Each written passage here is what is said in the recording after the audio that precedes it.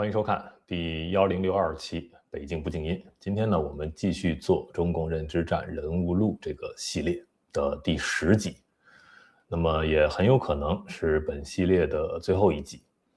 虽然我知道有太多的人物可以纳入这个系列来聊，给大家分析，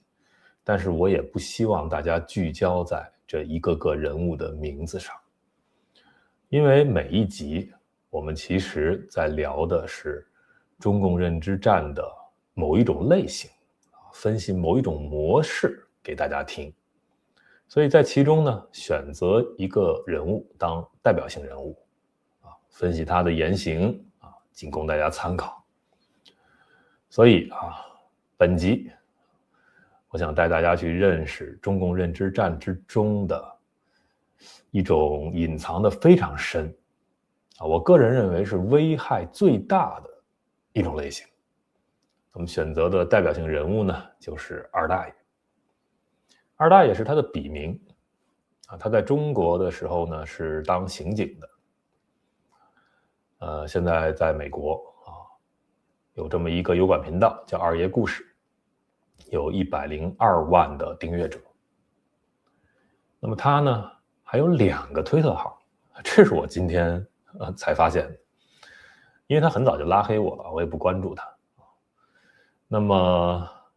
这2个推特号呢，一个叫二大爷，有34万的关注者，一个叫二爷 Alex， 有10万的关注者。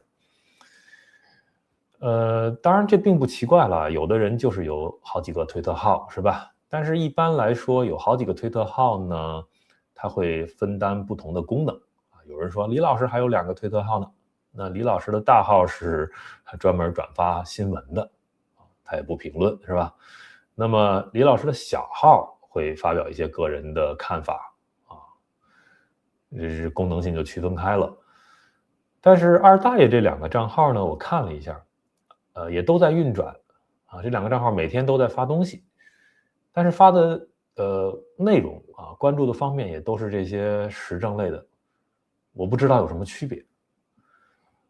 还有人说呢，说可能不止这2个没准是一个小矩阵那我也不知道我们从哪里分析起呢？其实他这个人呀，我很早就注意到他了。我曾经做过一些节目去讲他我今天回看了一下，早在2023年当时他的油管粉丝可能还不到10万我就做节目在分析这个人了。比如这一期2023年12月7日我的第355期节目，我就用《花月杀手》这部电影拿来去分析蔡霞、王志安和二大爷这3个人，因为这3个人都是从体制内出来的。蔡霞是从党校出来的，王志安是不是中央电视台的体制内但是沾一点边吧。二大爷呢是警察系统的那我认为这3个人到海外来呢，被海外华语世界所吹捧那我觉得他们更多的应该先把自己在中国所见识到的恶在那个体制内自身经历的，甚至自己是不是也做过一些错事应该分析给大家听把这个经验，把这个实际情况更多的讲这些东西，而不是去出来批判这个自由世界的一些事情这个比例有点问题。好，那么这期之后呢2024年1月10日我又做了一期第385期的时候，我又说呢，分析二大爷和中共以及满清的思维方式的相似度其实就是黄汉大一统这个危害很大我今天也会在本期节目的后半段去给大家详细分析。我是希望用今天这一期节目呢做一个非常总结性质的分析我也希望这是我最后一次做节目聊这个人那就用这一期把它聊透好了。好，3月27日呢，我又做了这样一期叫裸奔的中国人、裸奔的二大爷、裸奔的习近平、裸奔的共产党我觉得大家如果感兴趣啊，我之前的这些节目呢，你要尽快去看，因为刚才那2期前面带着 EP 编号的，就说明已经永远的封存进入我的会员期了。这是我频道的一个规则，就是我会按照这个时间顺序啊，把往期的节目一点一点的全都永久封存起来，只有会员能看。那么现在这一期呢，裸奔的这一期节目呢，还没封存到它啊，但是也快了。好，那么还有一期节目，这很重要。2024年7月11日，我做了一期节目，叫《警告：不要向二大爷投稿或爆料》。这是什么意思呢？是当时有一个人啊向我爆料，说二大爷这个人有问题。那我不能因为他向我爆料，我就去做一期节目，指控说，哎，这个人可能是特务，可能是外宣，可能有问题，对吧？不能这么干。虽然我很信任那个爆料的人在当时，但他也一直没有给我证据。但是我又觉得呢，无风不起浪，因为也不止他一个人这么说。那我觉得我总应该对大家说点什么。后来我就把握这个尺度，觉得我做一期节目给大家提个醒。这个提醒呢，并不是说我拿出真凭实据的这些东西啊来指控二大爷，没有啊。那么我只是说，建议大家不要向他投稿或爆料，因为假设是真的，他真的有问题，那你向他投稿和爆料不就有危险了吗？那么假设是假的啊，他没有问题，那你不向他投稿和爆料，你也没什么损失，对吧？所以我就做了这么一个提醒。但这一期节目呢，给我上了一课，因为我被很多人骂。当然了，其中肯定有水军，也有呢，就是他的不能叫极端粉丝啊，算死忠粉丝吧，就说二大爷有什么问题啊？他就是讲一些历史故事啊，就是一个说书人的角色啊，你就是在蹭他流量，你就是什么什么，然后包括更恶毒的一些人身攻击就来了。那我就在想啊，我为什么要做这个事儿呢？我只是出于一个公益的好心吧，对吧？但是我为什么要承受这些人身攻击呢？我可不可以不聊二大爷啊，或者类似的人啊，不向华语世界做这个预警？我可以这么做呀，这不是我的义务，对吧？我甚至可以不聊中共，我没有受过中共的迫害，我也可以就是跟中共没有任何关系，对不对？我可以离他远远的，因为我本质只是一个作家啊，一个这个摄影师啊，我也写电影剧本，我是一个内容创作者。那我也可以给大家分享这些美好的东西，我创造出来的东西，对吧？所以在这一期节目之后啊，到现在1年半的时间了，我应该是几乎没有再聊过这个人了，没有做过这样的节目了。那我觉得随你们便吧，我反正讲了，你们不信，不愿意听，那意识不到他的那些问题，那你就继续听呗，对吧？那么好，今天为什么又要做这个节目？因为最近啊，有一个很大的事情啊，就是这个爱泼斯坦案。这个爱泼斯坦案呢，二大爷对此进行了一些评论，实在是问题很大啊，而且呢是与中共认知战所要达到的效果高度一致这个我觉得就必须要拿出来说一说了OK 我们先聊爱泼斯坦案啊。首先，美国司法部 DOJ 把它公开的，对不对？这个原始档案现在已经超过300万页了。但是必须要提醒大家，这些是原始档案它是未经证实的，它不等于定罪。那对比一下中国，连这种公开档案都没有，就类似的这些罪行对吧？也没有法院的透明，没有媒体追查，没有这些受害者的律师。就是在中国，这样的案件都不需要发生在一个富豪岛上啊。美国你还得去躲到一个富豪岛上啊，掩人耳目的去干这些勾当。在中国，这些事情有的时候就发生在警察眼皮底下。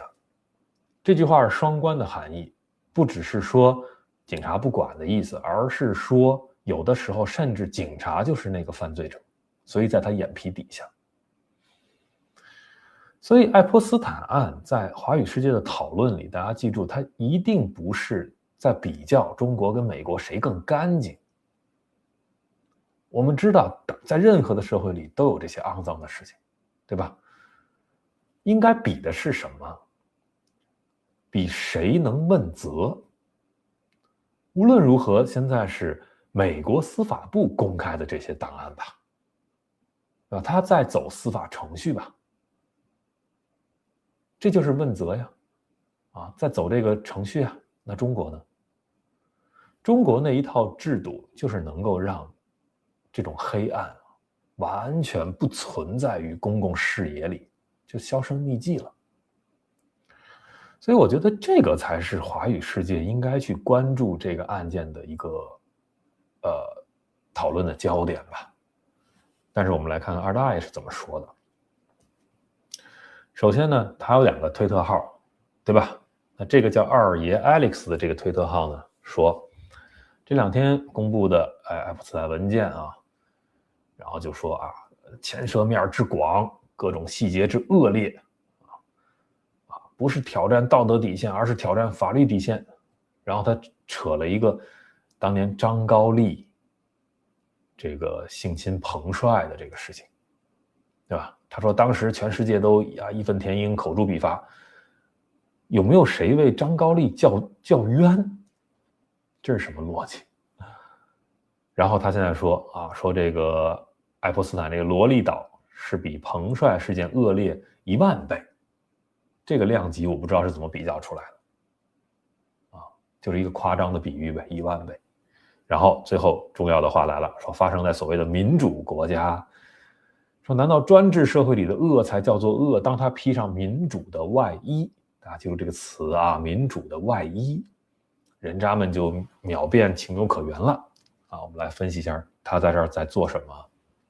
他等于是把美国变成道德破产的等号。怎么推理的？爱泼斯坦案，然后推导到说美国社会是烂的，于是民主制度是假的。之前很多人是说美国也有烂事儿，所以美国跟中国一样烂，在这里就更进了一步就不是一样烂了是美国更烂，更差10000倍所以美国没有资格批判中国。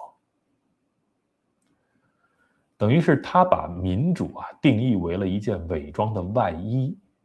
就是说你只是披着民主外衣，但是你干的是这些肮脏的勾当，所以民主是虚伪的那么这个案呢是一个个案，对吧？虽然牵扯的人很多，但它还是一个案件嘛。他在这里就把这么一个个案就升格成了对于美国或者对于西方民主整个文明的一个否定。所以二爷 Alex 在这里呢，不是在追问这些受害者呀与司法呀这些问题本来应该聊的是这些，对吧？而恰恰他是把爱泼斯坦案呢作为了一个文明羞辱的工具，他在做这个事儿。那么无独有偶就不止他一个人持有这样的观点我把他们都找出来了其实这是一个小矩阵或者一个小闭环，一起促成了一套中共认知战的打法。好，我们给大家看有这么一个人叫黄河边，他在推特上也有5万多的粉丝黄河边发的推文是说，和川普强奸幼童相比，张高丽和彭帅这点事儿根本就不值得提了。张副总理你受委屈了，还放了这彭帅跟张高丽的照片。黄河边这个人呢说两句题外话啊，就是一直有人给我牵线搭桥，让我跟他做对话。我的北京对话这个系列的原则就是我不拒绝任何人啊，你如果跟我联系说我想跟你做对话，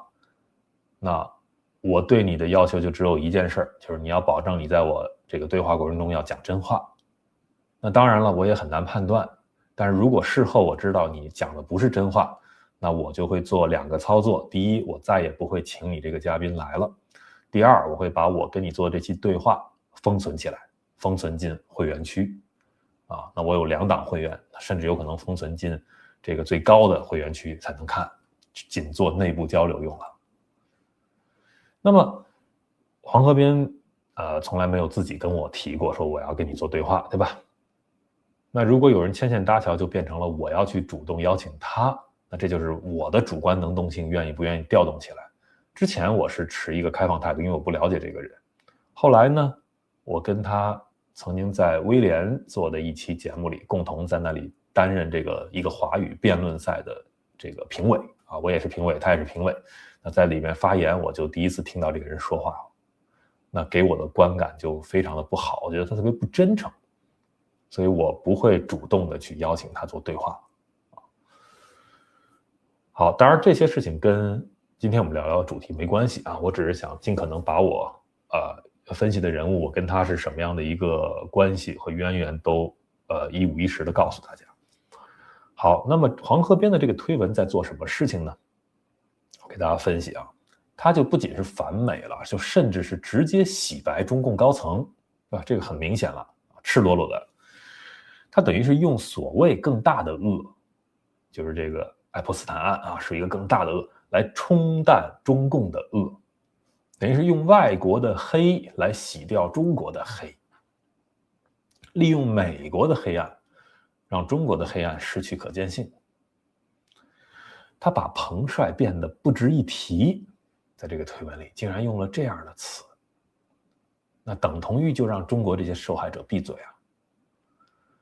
张高丽无罪啊，为什么呢？因为张副总理受委屈了啊，为什么呢？因为美国更糟糕。就黄河边不仅是一个洗白倒灌啊，他就是让外部的批评失效啊。当然了，他也是在附和这个二爷 Alex 的这种说法，我也不知道他们谁先说的啊，反正就是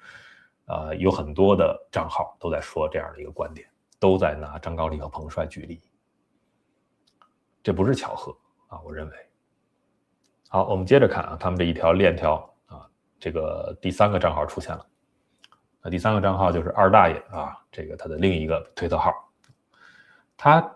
这个推特号的这个说的这个焦点是什么呢？开始说这个马斯克的问题了啊，说马斯克也在这个爱泼斯坦名单上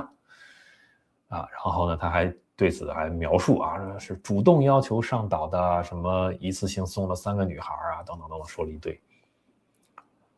好，我来给大家分析这个推文是在做什么。这是用细节阴谋加这个拼贴假证据来做这个叙事啊。首先去司法化，什么叫去司法化呢？就是刚才给大家说了，爱泼斯坦现在这些名单呀，它只是名单，谁在这个名单上，它是原始的档案，它并没有定罪，它不是一个实证的一个法律证据，对吧？但是呢，在这里隐约的他就把这个名单呀说成了是犯罪名单，就好像你上了一个名单你就已经有罪了。那你等于替代了司法，你等于在文本里，在你的这个推文里去做了去司法化，对吧？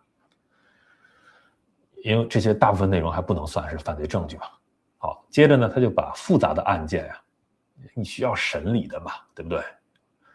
他就在他这个推文里就改写成了一种八卦爽文，添加了大量的细节啊，什么主动啊、上岛啊、送女孩，就变成一个八卦爽文，这不是分析啊，这是小说化做这个事情，对吧？然后底下有的人还会再加一些梗图啊，用 AI 做一些图或者一些无法证实的一些图作为宣传。你这配图经常是无来源的啊，有的甚至贴一个这些描述，它也是没有这个法院文书编号的啊，去做了断章取义，没有上下文的，就只剩下这些情绪标题。因为在这儿呢，二大爷不是在提供信息，也不是提供分析，他在提供什么呢？是一种麻醉，就是去价值化啊，令人感到虚无。他在做这个事儿。好，前3个账号做完这些工作之后啊，好，第4个更狠的一个账号来了，给大家看，这个叫肖仲华的这个账号，他说，如果爱泼斯坦曝光的档案中关于奸诱杀人吃人的多恐怖说的这些事情是真实的，那个国家和那些人就必须被彻底消灭。这已经不是什么文明和国家衰落的问题，而是魔鬼正在消灭人类文明，全人类应该团结起来消灭魔鬼。后面还提出一些就是其实跟这个案没有关系的，他个人的一些揣测为什么退出联合国人权组织应该被美国应该被审判什么。好，我来分析他这一段推文在干嘛，就是一个末日化动员加文明毁灭叙事。他这就不是揭露了，他是一个彻头彻尾的宣战因为本身只是一个犯罪指控，对吧？他从这儿就从这个爱泼斯坦他直接跳到说美国这个国家必须被毁灭，对吧？你去即便都是真的，名单上这些都是罪犯的话，那也就是这些人吧。那你大部分的美国人并没有参与这个案件吧，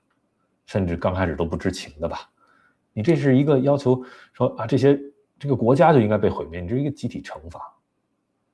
所以肖仲华用的就不是司法叙事，这是魔鬼叙事，对吧？他说这是魔鬼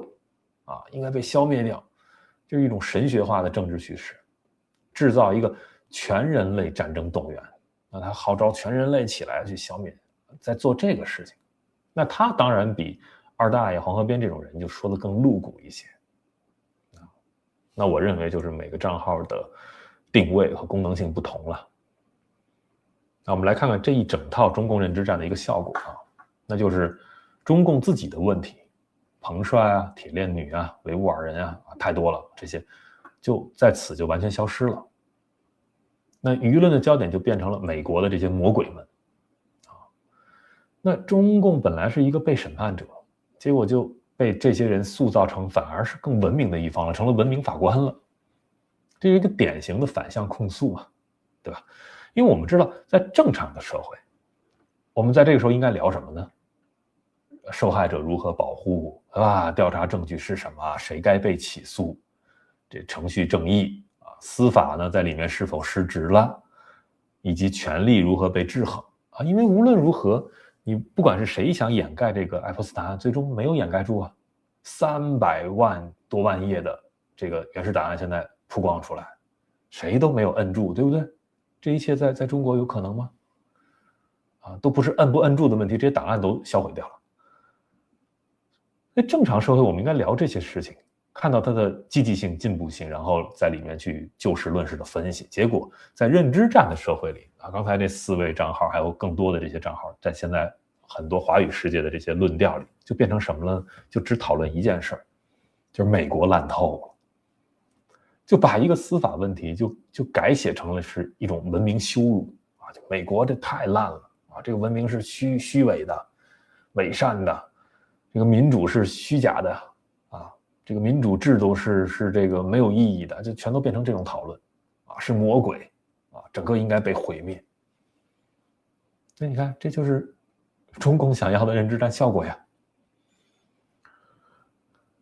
好我们今天也不只是我一个人去跟他们斗争我还请来了几个帮手。首先是这个 Eric 这个是中共的前特工现在变成反贼了。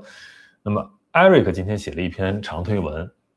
我也会推荐给大家放到本期节目的说明文字里有这个链接建议大家去看这个整篇文字，写得非常的好。他就分析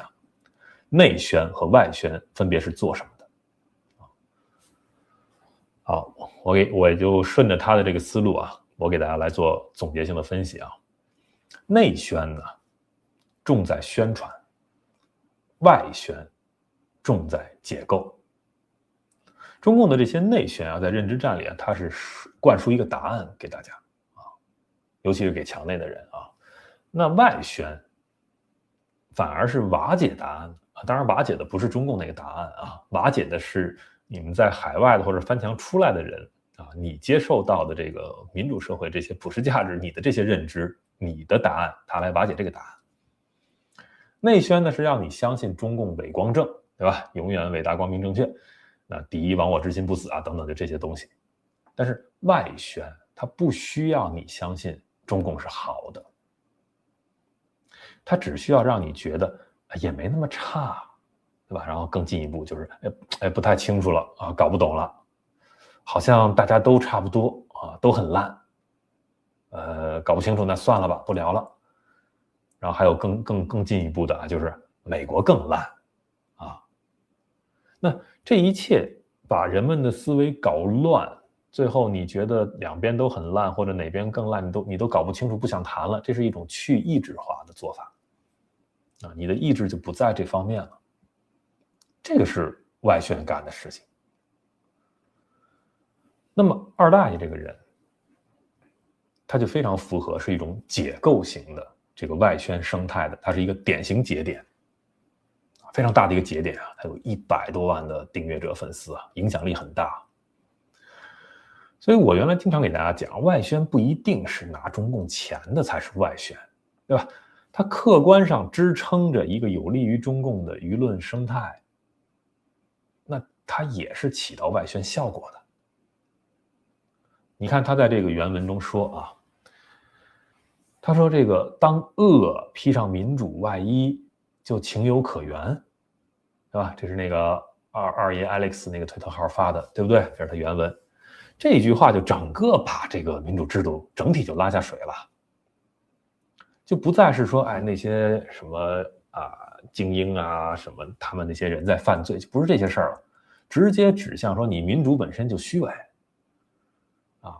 这些人原来不都批评中共吗？你现在成了罪犯了，那你就是，所以你原来批评中共也只是一个虚假的、虚伪的，在那里表演性质的站队，他是想引导在这里。最终就令人觉得呢，谁对谁错都没那么重要了，那不就在你心里做了一个去道德化吗？降低了你的道德门槛，最终甚至你这里就觉得道德都不重要了，去道德化。那还有呢，就是让你觉得民主和专制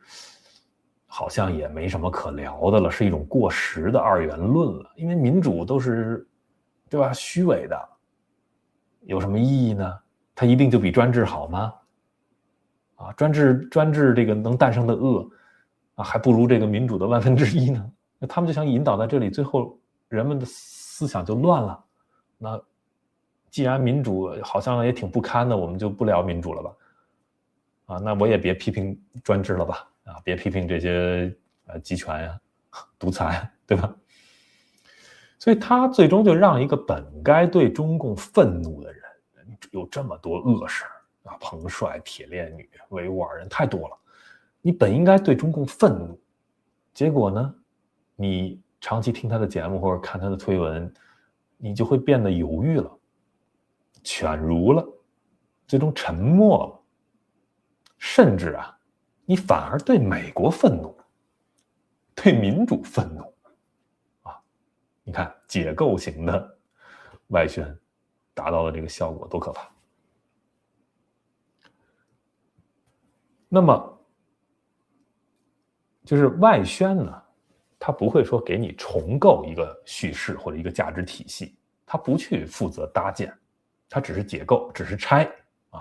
它把你脑子里原有的这个价值体系给你拆了，它就完成任务了刚才说的这4位这4个账号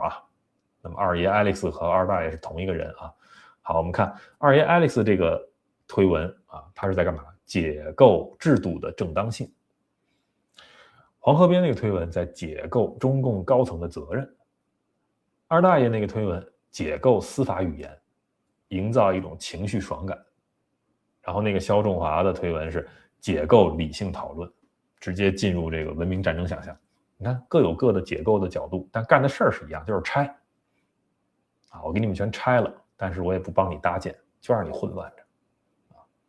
混乱着你就犬儒了，你就沉默了 OK， 中共想要就这效果。好啊，我们再请来一个帮手，夸克说。夸克说这2天对于二大爷的这个推文的剖析也非常深入啊。你看他说二大爷的无耻之处就在于他自己就是刑警，而刑警是中国幼女卖淫最主要的客户群之一，并且还不给钱啊，他却在那儿装模作样扯什么张高丽，说张那点事儿在中国官场还算事儿吗？就以此立场攻击美国啊，等等。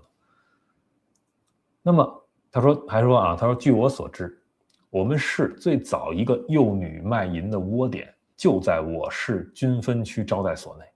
那是30多年前啊，不仅是官场，有点社会阅历的人都清楚啊，屡次装模作样扫黄打非，就是没有一次敢进这个军分区抓人的。你看，他说我初中邻班的一个男生后来混社会，有段时间就在做马夫啊，专给某个小圈子送未成年少女。说罗利岛在中国连弟弟都算不上。然后你看他还说我一再强调，你随便去中国任何一个看守所，但凡超过25人的监视，半年内几乎必然有组织幼女卖淫的和强奸幼女的，不少性侵的还是自己的妓女或熟人作案。狱警们早已见怪不怪。某些人说爱泼斯坦超过什么这个说也是枪毙1万次都不解恨啊，但是这夸克说说恕我直言，按这个标准，中国的死刑犯，尤其中共干部，怕是要排到3000年，对吧？他说，事实上每个国家都有一群肮脏的人，试图利用自己手中的权势做肮脏的事儿，美国当然不例外啊。但是在美国，你得是站在金字塔尖的那一小撮人，跑到一个人迹罕至一个小岛上干这种脏事儿。但是在中国，说你只要是个连级干部，甚至派出所的这个片警，你就有这个权利了，而且到了一定级别根本就曝光不出来啊。你看下面还有这个更惨的啊，这个具体的例子啊，10岁的女儿啊，短期内被100多人轮奸啊，等等等等啊，大家可以去看夸克说他的节目和发的推特啊。好，那么不止夸克说一个人说啊，那么李老师啊，这是他的小号转夸克说的时候，李老师说呢，说有没有这么严重啊？就像夸克说的这么严重，说我不知道，但是呢，如果大家经常看啊，就是李老师那个大号，就会发现我们基本上隔3差5就报道一件国内的强奸幼女的事件。总的来说，美国之所以让你觉得乱，恰恰是美国政府把这些内容公开给你看。而今天中国人之所以岁月静好，是因为有人在背后默默为你删帖禁言，所以你看不到中国的这个罗利岛，中国的爱泼斯坦案。所以他也认为，就是你这个不是比较啊，对吧？不是比较哪个国家强奸犯更多，哪个更恶劣，这个不是比谁更干净的事情，而是如我刚才说的，比哪一个制度能让这个事情曝光出来，比谁能去做这个问责的事情，对吧？那他这里边也提到二大爷，对吧？虽然没点名，说的是同样的事儿。他说，如果你本人在国内之前啊从事这些政府公职或者媒体很多年，啊，如今却认为，就是你明明在体制内混过，你知道这些黑暗，你现在却反而说中国政府比美国政府干净啊5倍啊几倍1万倍。李老师说，那我只能很质疑你前半生的职业水平啊。那他话说的很幽默，没点透，我来点透啊。我来点透二大爷更深一层的问题。他是刑警出身，他见过中国司法与监狱系统最黑暗的一面，他不是不知道。他最应该谈的是他当刑警的时候经历过的及了解到的那些黑暗，中国的爱泼斯坦案，中国的罗利岛。结果呢，他反而大谈特谈美国的这个事儿。他是懂暴力如何运作的，黑箱如何操作的，但他没有运用这些知识去启蒙翻墙出来的中国人或者海外华人，以及帮助那些受害者。他没有这么做，他不是无知者，他是知情者。那么知情者在这里选择性沉默，我认为这是另一种共犯。他在海外用爱泼斯坦案作为道德审判武器，却对他在中国见识过的恶选择性沉默，我认为他这是伪善的最高形式他不要再去说什么民主虚伪伪善，说这些人批评中国双标伪善，别说了，他的所作所为在我看来是伪善的最高形式。再给大家看他更深一层的问题，最深的问题这也是我在这个爱泼斯坦案之前1年半之前，从23年开始我做节目去批评他的时候那个批评点其实都在这里。我当时注意到的是他这些问题，我今天做一个总结性质的，其实他这些问题是最大的问题，最深的问题其实也是符合中共认知战需求的。我为什么说这是危害最大的认知战的类型就在这里。我们来分析他这一篇推文大家仔细看他说其实中国最大的历史幸运是什么？就是我们的祖先在周边尚无强敌的蛮荒时代率先进入有利于人口增长的农耕文化，成为世界上人口体量一直首屈一指的单一民族，以至于任何周边的敌人都难以吞咽。而后又凭借这一优势不断融合周边民族，占据了东亚最宜居的广大地盘。说白了，中国的历史幸运就在于大，人口基数大，宜居国土大，而且主体民族稳定，文化核心稳定。他这一套叙事是华语世界非常爱听的。那这也能解释他为什么有100多万的订阅当然有人说了，这些流量包括这个王志安去给他去推流那么他们怎么去，包括王志安的流量都是有问题的，对吧？那他们为什么会有这么多粉丝有很多人有很多分析，对吧？我就不在此再重新说一遍了。其实呢，很多人说你应该去讲一期王志安这个中国认知战人物录，对吧？必然有他，但其实我觉得太明了，也没什么可讲的。把二大爷讲透了，其实这种模式你去理解王志安也8、9不离10很好理解，对吧？他们如何获取流量，背后是不是有这个组织在推波助澜，对吧？他们这个起号的时候这个流量的不正当分布不正常的这个分布，这些大家自己去网上找，有很多的分析你信也好，不信也好，你都可以去看。我不想在这个地方去过多的琢磨我们想分析他这个字里行间观念上的问题，这是我们频道想干的。好，二代最深一层的问题我们来聊。他表面是谈历史无论推文还是油管，其实呢在输出大一统宿命论。这个大一统宿命论有多么大的危害为大家分析就是中国文明的合法性嘛，等于什么呢？就是人口与土地的大以及它这个同化扩张的必然正当性。这一套东西说出来表面上看是一个历史分析但其实不是。他在做什么呢？这是国家合法性的一个自然化，就告诉你这是自然规律这是一个地理地缘的最终的一个自然规律。就是中国为什么存在呢？为什么应该大呢？以及为什么应该可以去吞并这个周边呢？不是我们的好战，不是中国人的政治选择，这是一个自然结果。它等于把扩张变成命运，把中国这个古代这种霸权变成一种天道，这是历史叙事当作武器化了。好，我们接着分析二代最深一层的问题。他的原话说，不断融合周边民族，占据了东亚最宜居的广大地盘。他这是一套标准的美化帝国叙事。当然这当然是中国最需要的中共最需要的。因为必须要有人讲出这些故事，就是我们无论是古代还是近现代还是未来中共要做的事儿，我们不是殖民是吧？我们这个在新疆做的事情不是殖民啊，我们是融合，对吧？我们不是侵略啊，如果我们有一天打台湾了，那不是侵略啊，那叫统一。我们不是压迫啊，我们对于这些非汉族的少数族裔的各种的语言文字习俗的这种包括宗教信仰的这种干涉破坏，我们这些都不是压迫是命运共同体。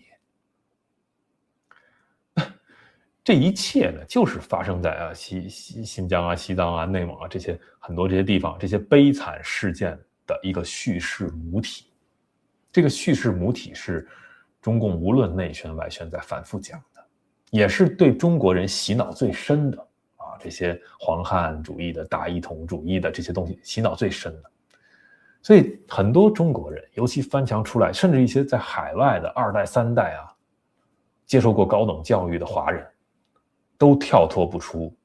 这个洗脑。很多人甚至是反共的，他认为中国的问题那个没有共产党就会好了，但是他脑子里装的跟2代这一套东西是一样的。所以无论反共不反共的很多人都在这里去粉2大爷因为爱听他讲这一套历史叙事，爱听他讲这套故事，因为跟他们脑子里的这个观念不冲突，你听起来就不难受。如果这个观念跟你这个自我形成的观念冲突很大，那你就很痛苦因为冲突很痛苦而且你到底信不信这个 UP 主说的呢？你到底要不要纠正你自己的这个三观呢？要纠正的话，你就等于要把你这个自我这个顽固的壳一层一层剥离，都是你长年累月积累起来的，很痛。那你像听这样的，他就可以收割最广大的中国基本盘。接着讲2大爷最深一层的问题，任何周边的敌人都难以吞咽，这是他的推文里的原话因为人口基数大，所以中国不可战胜，这是潜台词因为大，你打不赢我，我就能吞并你你过来就吞不了我，你只能被融合同化。所以在这里他说中国的存在本身就是正义，因为足够大，所以就正义，就是强权即正义，这就是典型的法西斯文明观呀。我不能理解很多人听这么多年的2大爷还津津乐道的听，觉得很好听，觉得还能够长知识，你听不出这是一个典型的法西斯文明观吗？这是有极大危害的呀。这也是中共的最爱，就是中国必须统一，因为一直就这么大隐含着就说那些小国你没有资格台湾你作为一个国家你没有资格存在你要存在你也得是一个中华民国你也得再把大陆吞并，你还是得很大，是吧？周遭的民族都是材料，大即合理就这一套2大爷讲的，其实中共也最爱这一套叙事你要维持大，你才能不乱，对吧？因为你不够大之后呢，外面就是丛林社会，敌亡我之心不死，你变小了你就被别人欺负，是吧？你变小了你就要被别人吞并去融合，全是这一套叙事里衍生出来的。那怎么才能够不被敌人这个亡国亡种呢？你就需要一个强大的政府强大的政党，中国共产党保护你，领导中国人民抵御外敌我们维持一个巨大的这个版图好像对所有人都有利，其实大部分人都过得不太好。这个大一统叙事是极其有害的。所以这一切呢，都是一种就是中华帝国材料观就是不把人当人，不把那些少数的族裔当人不把那些小的国家一些群体的利益当回事儿，全都当成材料都是组成我这个庞大中华帝国的一个耗材。好，我们接着看2大爷最深一层的问题，就是他一边在解构民主制度，美国的民主制度他在解构，对吧？批评，一边呢这是他的强项啊，自然化这个中华帝国的合法性，就等于呢，左手把你的价值观拆了，右手再把他这一套宿命论再塞进去，啊，就是洗脑啊，给你脑子里填充这个啊，我就不说那个难听的词儿了啊，填充的是什么，反正都是一些垃圾。所以他真正的思维底色呢，是一种非常典型的黄汉大一统帝国史观。做这个事儿的人不止他一个人啊，像什么曹操说呀，还有很多人啊，都在做类似的事情啊。这样的频道非常的这个有流量啊，配合一些好的剪辑，做一些动画，然后就讲一个一个历史故事啊，背后全是这一套思维底色，涨粉特别的快，翻墙出来的一些听听时政的这些中国人特别爱听，海外的一些华人想了解中华文明啊什么也特别爱听，这条赛道就是蓬勃发展。但是啊，这一套史观恰恰就是中国以往最大的问题来源呀。你大一统，你就是标准答案，对吧？你就是一刀切的政策，你就会损害很多边缘人的利益，他不会去管的。大一统，你就要中央集权，你就顾全不了其他那些弱势群体的利益。一个声音，你就意味着要牺牲多样性，牺牲了多样性，你的整个这个文明的创造力就下降，对吧？你在追求这个大一统的过程中，原本好好发展的一个社会啊，就会有很多人的脑子里去追寻这个一脉流传下来的大一统。民国本来好好的非要搞一个北伐，接受苏联人的钱，搞出国民党、共产党，去搞这个大一统，这些都是中国以往最大的问题来源。所以你不把这些东西去批判它，去分析透了，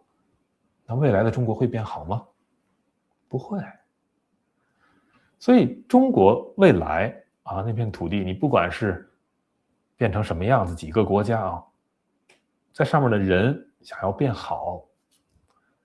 你就不能有这样的观念。那这个也就是我为什么说，这是二大爷最深一层的问题，也是他最大的危害，因为他还在传播这样的观念，而且他受众很大，100多万粉丝，对吧？还在涨，所以这个危害就很大。这也是中共想要的，对吧？因为即便未来中共倒台，上来一个新的中共，他也还是要讲这一套，因为这一套最符合这个新中共的利益。所以在这个点上，我们就已经跳脱出了说中共认知战的这个程度了，对吧？你即便是反共的，好，那中共不在了，新的中共还这样，那当然了，这些事情我讲出来有没有用呢？基本没用，因为我们看到了实际的效果。2023年，现在是2026年了，那个时候我就在分析二大爷的这些问题。他那个时候，我如果没记错他可能还不到10万的粉丝，现在100多万。所以你说把这些问题讲透了，有人听吗？有人懂吗？但我觉得没办法，对吧？还是得讲出来。所以借着原来你可能只分析这些大一统黄汉他讲的一些历史故事，可能很多人还不能完全的理解。那我们今天正好这爱泼斯坦案的事情，他又暴露出来一些问题，就一块儿。我们今天等于给他做一个最全面的问题分析和总结。我再说一下，我希望这是我最后一次做关于这个人的节目。我想聊点别的东西。我苦口婆心说完了，你看吧，这一期之后还是会有大量的这个水军或者他的一些死忠粉丝跑过来骂骂的点无非就是你蹭人家流量你羡慕人家粉丝多等等等等，就这些东西。OK 那关于这个人就讲到这里吧。我觉得中共认知战人物录这个系列呢，这是第10集。10集呢，不同的角度不同的模式，我觉得我分析的也挺多的了。先暂时告一段落。你们有的人就是发私信给我或者留言给我说你讲讲这个人吧，讲讲那个人。其实很多人我都不知道的油管上的某个 UP 主或者推特上的某个什么大 V 中 V 小 V， 你们说的有些人名我都没有见过，我不知道，所以你们自己可以套用到这个模式里去分析就好了，不是在抓特务我们不是在抓特务，或者说这个人是不是收了中共钱了什么，这太浅显了，没意思。领悟到背后的这个认知战到底在做什么，我们每个人对吧，我还做了一期节目是关于我自己的，我们全深陷在这个认知战里。你怎么能够在这个里面变得不那么犬儒不那么丧失道德不那么的这个立场虚无化，那你是要坚持一些东西的在里面你要看清楚，还要坚持一些你的良知，坚持一些对真相的这个洁癖，对吧？要有道德要有是非观等等的，非常困难的，因为太多的人涉及其中，中共渗透的满世界都是，更别提是一个华语世界，那这个浓度就高到离谱为什么要做这个系列？也是观察觉得太可怕了太可怕了，各种类型的认知战，那么多的人，主动的被动的全都在配合在做或者间接的在帮助中共完成这个认知战。好吧，那就聊到这里吧感谢收看订阅把这个关了露一个全脸给大家，也感谢你们的支持我的一个人的能力是有限的精力是有限的，在这个观念的战场我面对的聊这么多的人树敌无数面对的是一些集团军他们背后有各种的利益方、金主组织、体制，甚至就是那个党国，都是集团军我能做到的就是以我这个文字工作者的一些敏感度以我对待你们的这个真诚的这份良知，我发现问题了，我只能像一个狙击手那样开一枪你们闻着枪声发现那个问题，自己去独立思考就 OK 了个人做个人的事情。那我说在推特上，那就不只是像一个狙击手了，那就是甚至有的时候要像拿着刀去做一些肉搏战做一些拼杀，跟他们这也有，我的精力也是有限的因为他们是矩阵账号过来攻击我，还有他们自己的水军买的这种流量过来攻击，所以就是这个情况。我们面对的这个华语世界就是这个情况。OK 吧，再次感谢你们的支持